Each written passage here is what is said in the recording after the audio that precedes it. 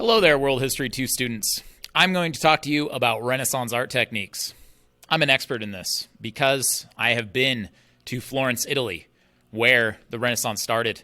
Famous people are from Florence, Italy. At the time, at about 1400, the population was about 30,000 people, which is just a little bit bigger than Moscow. But in that city the size of Moscow, you had Leonardo da Vinci, the Medici family, Michelangelo, Raphael, Niccolo Machiavelli, and all kinds of famous people who were at the very beginning, Petrarch, the very beginning of the Renaissance. And so what we're going to be looking at today is how to identify their Renaissance art techniques and paintings. Our essential question here is, what are the specific traits in Renaissance art? How does it differ from the art of the Middle Ages? Okay, so our goal here is to continue with historical thinking.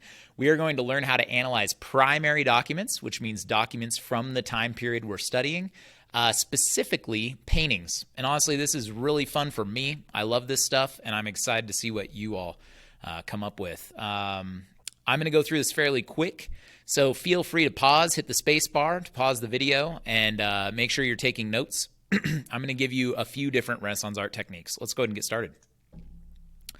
First of all, when we're comparing art from the Middle Ages to the Renaissance, there's a couple significant changes that happen. And at this point, you've already looked at Middle Ages art and you've looked at Renaissance art. But some big things that we can notice here is that Middle Ages art is very flat. It doesn't have a lot of depth, doesn't look realistic. Usually they have halos. This one doesn't.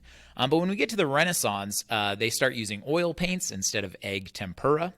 And they're able to make the paintings look a lot more realistic because they're using techniques that the ancient Greeks and Romans used to use. Now remember, the Renaissance means rebirth. Rebirth of what? That's right, rebirth of antiquity or Greek and Roman culture. So they rediscover these old techniques that were superior to their own, and they put them into practice.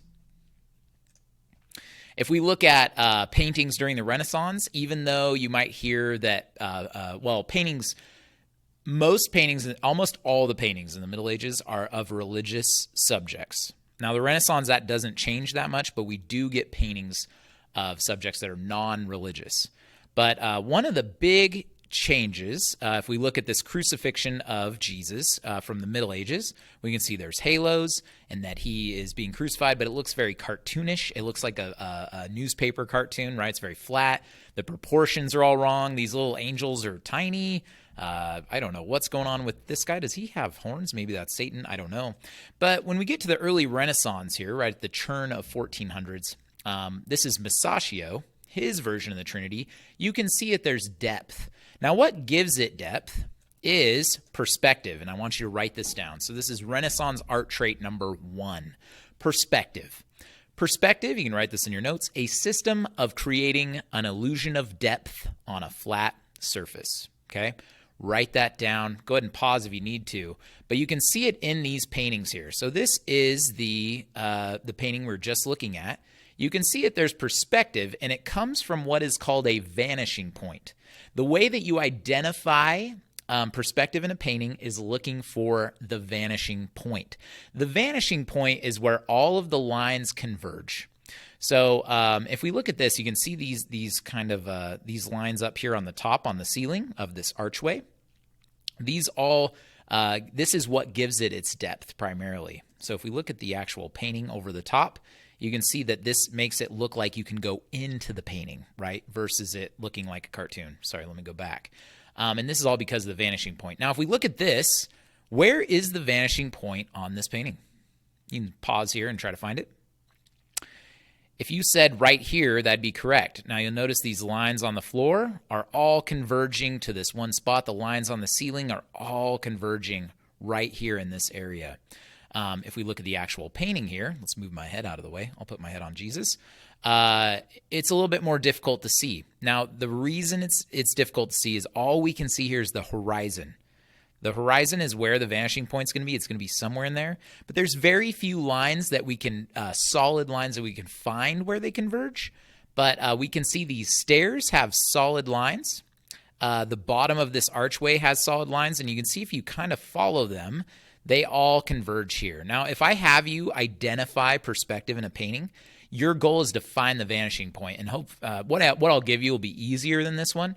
But let's go ahead and back up, so you can see that this is what Leonardo da Vinci sketched out before he did the actual painting, and he used this to lay out the perspective, and then he painted this over the top. Okay. So perspective makes it look three-dimensional. At this point, it was similar to if I don't know if you all watched Avatar. When 3D glasses got popular, Avatar was the first movie, and people would go in and watch Avatar, and they'd be blown away by the 3D effects. Or maybe you've played on virtual reality headsets, and you know that first time you put on virtual reality, you're like, whoa, this is real, and you get all disoriented. When they started doing perspective in the Renaissance art period, and they started including this, it was that same effect for people. People would look at these paintings like, can I climb inside? Like, to us today, it's not that big a deal because we're so used to it. We see it in comic books, all kinds of stuff. But back then, it would have been like, whoa, virtual reality, right? So, yeah. You can see the evolution of perspective. So, Middle Ages, 1280, flat. Looks weird. Mary's huge because of hieratic scale, which we talked about already. There's halos. It looks very flat, no background. Now, then they try it. 1380, they're like, well, we need to have depth. But as you can see, these people look like giants compared to the castle. It doesn't work out very well. But by the 1400s, you start getting this perspective. This is Raphael's The Betrothal. And you can see that all the lines converge right in the center here at the vanishing point. Okay? If you need to pause and look at these a little bit more, that is totally fine. Do it. Actually, here's a better picture. So you can see it converges right on the vanishing point there. You can follow these straight lines. Don't worry about other lines like lines from their clothes or anything. What you want to look for is solid geometric forms, like a cube. Okay, so like these buildings back here, the ground, and look for solid straight lines. That helps you find the vanishing point. Oh, there it is. So you can see if you follow it. Okay, so the second thing, sorry I'm going through this quickly. Feel free to watch this again if you need to, but the second thing is anatomy. Now, anatomy was used during the Renaissance to make an accurate, and write this in your notes, accurate structure of the human and animal body. You also will notice that nudity is more common in Renaissance artwork. It became acceptable. The church, the Catholic Church, was very hesitant to allow nudity, and you don't see it very often in Middle Ages artwork. But we start to see it in the Renaissance, and let me explain why. So in the early Renaissance, you had Donatello, who is, yes, the purple Ninja Turtle. Donatello created David. He was an amazing sculptor at the time, also from Florence, and he did David, King David from the Old Testament, the story David versus Goliath. He throws the rock and hits the Goliath and that whole business. He sculpted this, and this was impressive. But 22 years later, he was asked to do it again. But in this case, the church was paying for this statue to be made. So it's very proper, okay? But he looks kind of lifeless. His face is boring and such. Now, this statue is also of David, but there's a few differences. First of all, he's nude. Second of all, you can see this element of humanism, of this throwback to ancient Greek culture, because he's wearing a hat that Hermes, the god Hermes, the messenger god from Greek mythology, delivered messages from Zeus to lowly mortals and such. He's wearing that hat. So he's not entirely Christian, because remember, David is in the Bible. He's also standing on his head. In fact, he's standing on his head here too. But this one was paid for by the Medici family. And the Medici were not part of the church. They were actually bankers. And the Medici family is significant because they are the first merchant family to kind of start disrupting feudalism. So feudalism, you had the king or queen at the top, and then you had nobility below, but you also had this rulership of the Catholic Church up at the top as well, and then peasants down below. And what the Medici family did is they were peasants who started making so much money that they could challenge the authority of the kings and queens of Europe and also of the Catholic Church. So they had enough money to pay Donatello to make the first freestanding nude statue in 1,000 years since Roman times. They put this in their courtyard, and this statue would inspire Michelangelo, who worked for the Medici, to make his own version of David. As far as anatomy, you can definitely see some anatomy here, right? But we also have this anatomy is very accurate by the time we get to the Renaissance. All the muscles are in the correct places. The proportions of the humans don't look cartoonish and weird like we see in Middle Ages art. And part of this is because artists started studying anatomy. Leonardo da Vinci was actually able to go in with Andreas Vesalius, who was a doctor, and they would look at corpses, cut them open, and analyze the muscles. And Leonardo da Vinci would draw it in his journals so that when he would paint later, the muscles would all look correct. And this anatomy, if you're an artist, which I know a lot of you are from our intro, anatomy is very important to understanding, especially if you're going to go into comic book art or animation. That's one of the first things that you study, and Leonardo da Vinci really pioneered that. And what it does, it makes things look more realistic, anatomy. Okay, let's go to number 3. Oh, here's Michelangelo's David. So yeah, obviously anatomy improves. This is a generation later. This is almost 100 years later. You can see that he is very well sculpted. He looks like a superhero. Part of that is that he is 8 heads tall. Normal humans are about 7 heads tall. David is 8. And so if you look at, say, a comic book and you look at Superman, Superman's going to be 8 heads tall. But if you look at Jimmy Olsen, the guy at the Daily Planet that he works with, who's a normal, lowly human, he's only 7 heads tall. And you can look at that for yourself. So yeah, you can see the detail here in the anatomy is pretty impressive. I got to see this in person. It was amazing. So let's go ahead and go on to number 3. I want you to say this with me. Fumato. Nice work. Fumato means Leonardo da Vinci described this as without lines or borders in the manner of smoke. I want you to put that in your notes. What this means is in Middle Ages art, there's usually these thick black lines. It looks like a cartoon, right? If you think of the cartoon, whatever, Avatar, Bugs Bunny, they have thick black lines around them, and that's how Middle Ages art was drawn. By the time of the Renaissance, they use fumato, which means that there aren't thick black lines. Things look more like smoke. They're very fuzzy, okay? Now, this is more accurate. If you look at my head right here, I don't have thick black lines around me, right?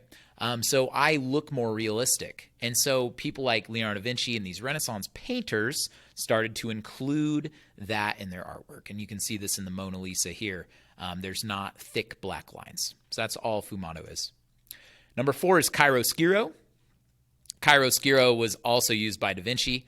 If you look at the Middle Ages art, a lot of it doesn't have contrast.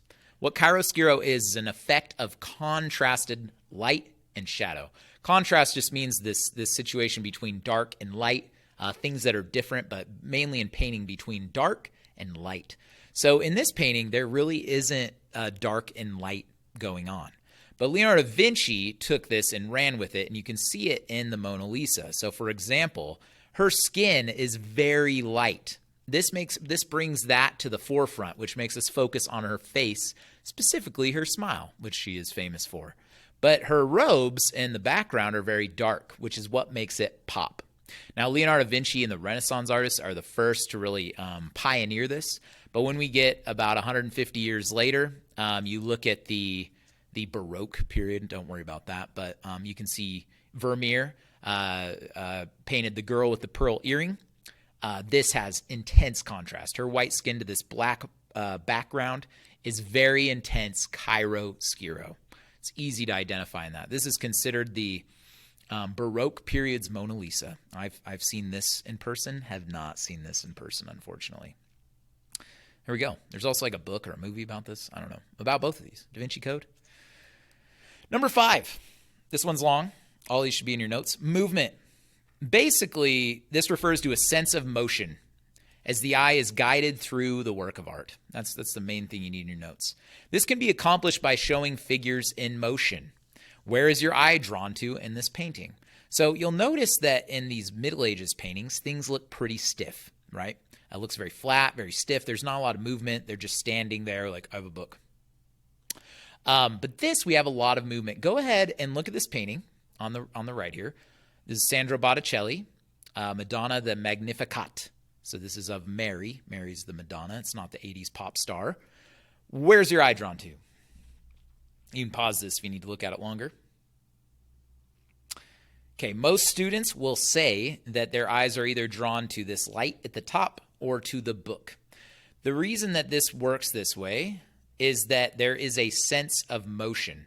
Notice in the background that these people, these angels in the back, are lifting their hands up. This tends to draw your eye up. It also kind of creates this triangle shape. And then you also have these hands, the baby's hands, pointing towards this book, this person's hands, and everything is kind of cradled in this way. Okay, this draws people's eyes to the book, typically. Now, some of you maybe said, hey, I was looking at a face or whatever, and that happens.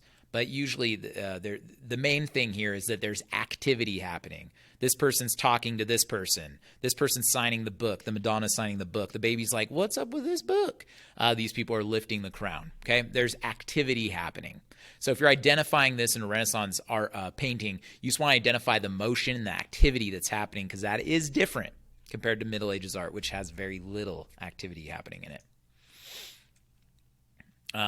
The next one, number 6, is geometry and symmetry. These are mathematical ideas. So the Greeks, Pythagoras was basically the granddaddy of geometry.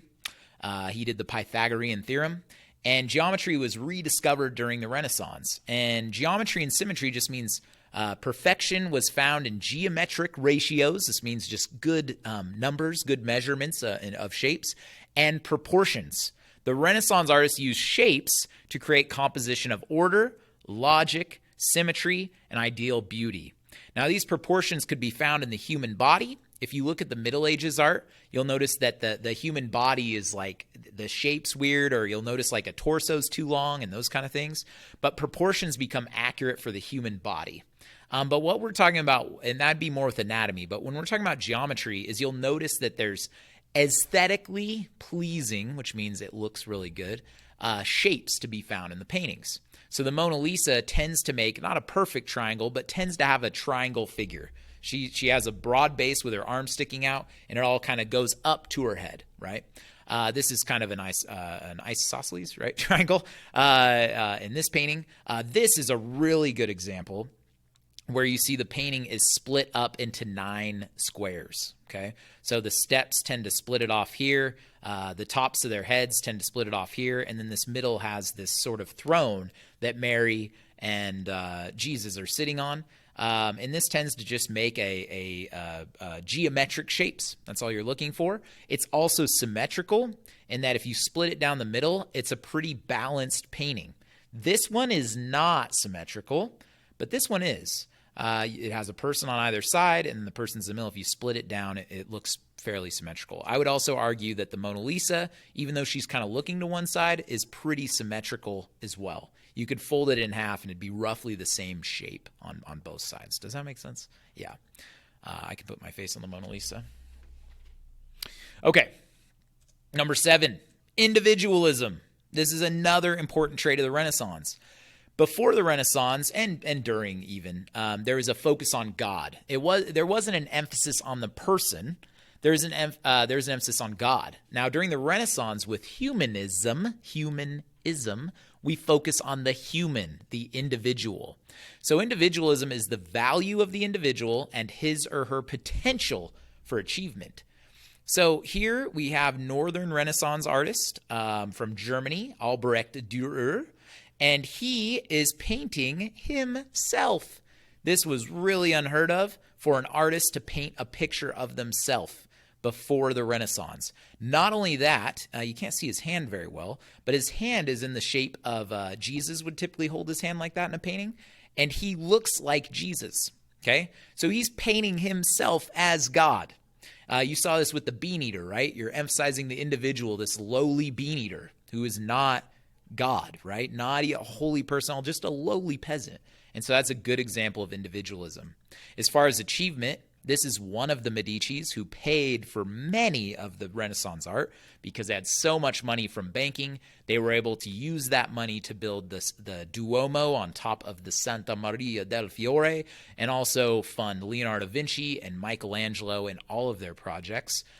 This is a painting of Lorenzo de' Medici, who is the person who bankrolled the Duomo. And so you can see that it's not a religious painting. It's just showing himself. and saying, hey, look at me. I accomplished a lot. It's less emphasis on God. Don't think that Renaissance art was non-Christian. The main thing they draw is Jesus and Mary, but we do get this artwork of artists themselves or of individuals. Okay, let's go to the next one. Secularism. This means of this world.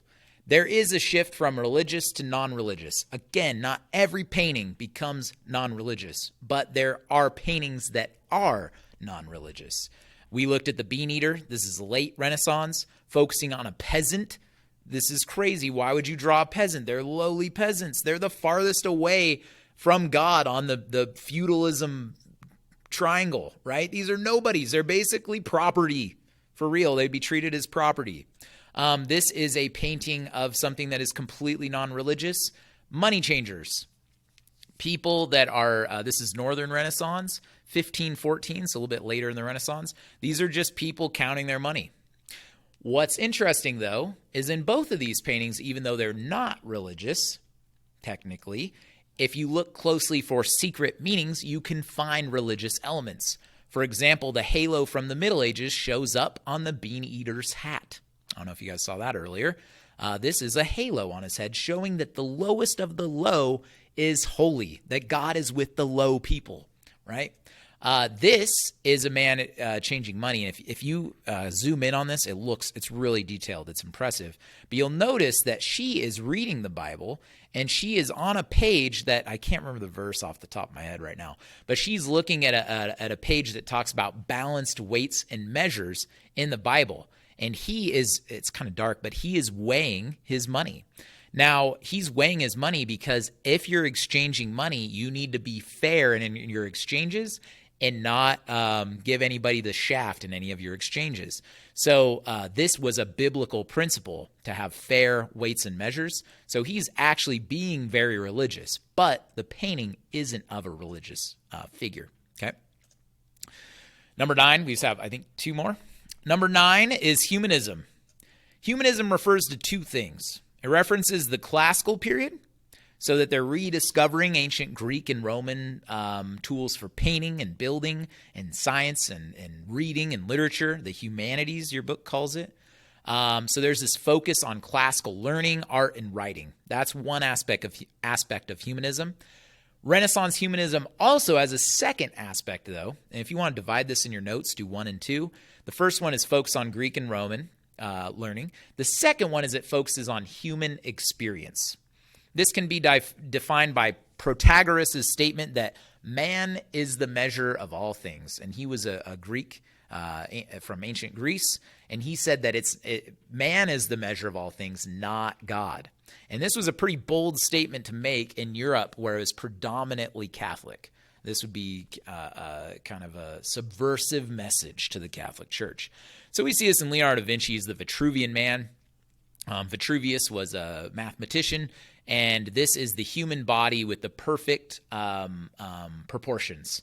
So there's a focus on the human, a focus on the human's experience, not as much of a focus on what the Bible said about what your experience should be. That's what was happening during the Renaissance. Now, keep in mind, this is happening with like 10% of the people. The peasants were not able to even look at this art. They didn't even know what was going on. But for that intellectual class at the top, this was the conversation at the time. If we look at the triumph of the virtues, Minerva expelling the vices from the Garden of Virtue, this is a non-Christian painting of an ancient Greek myth. We wouldn't see a lot of this in the Middle Ages. So this is a non-Christian painting focusing on classical Rome and classical Greece. You can also see arches. If you look at a painting and you see arches, that'd be a throwback. That'd be an example of humanism. You could write that down, right, as one of the traits that you're seeing. Arches. You can also, in this painting, you can see nudity. You can see proper anatomy. You could see perspective, but there's not a lot of solid lines to follow. The vanishing point would be somewhere in here. You see fumato, right? There's no solid black lines. Chiaroscuro, you see these figures contrast to the background, right? So when you're analyzing paintings, you want to look for all these things in the painting. Okay, the last one is secret messages. Where can I put myself? I'm going to put myself in this circle. Look at that. It fits perfect. Okay, so secret messages. In your research of paintings, you might discover secret messages that the painter left, like aliens exist. I don't know, maybe look for it. Good example of this, and these are all speculative. Not all of them, but some of them. The Mona Lisa, right? Okay, it's a lady, Mona Lisa, right? Or is it? If you look at a drawing Leonardo da Vinci did of himself, his proportions and how he looks, even though he's old, look very similar to the Mona Lisa. Was Leonardo da Vinci drawing himself as a woman? That'd be the secret message. This is the School of Athens. You can see Raphael snuck a little secret message here. Himself being the only person looking at the audience in the painting. Raphael put himself in there looking at the audience. Everybody else is looking at something else. So there's sort of a self-aware Raphael in this painting. As you do research, try to find secret messages. After you've found everything else, look for secret messages. It's really fun. Probably on the test, you're not going to be able to find secret messages because you kind of have to do research on it. Look up Wikipedia and stuff like that. Okay, that's it. Go ahead and look through this video again. If you have any questions about Renaissance art techniques, I'm going to put myself on the Mona Lisa here. If you have any questions about Renaissance art techniques, email me at daleboutg@msd281.org. Otherwise, go ahead and put comments in the discussions on the previous assignment. And then for the next assignment, you're going to be working in groups trying to find as many of these Renaissance art techniques as you can. If you missed anything on the notes, rewind and watch this again. I'll see you in class.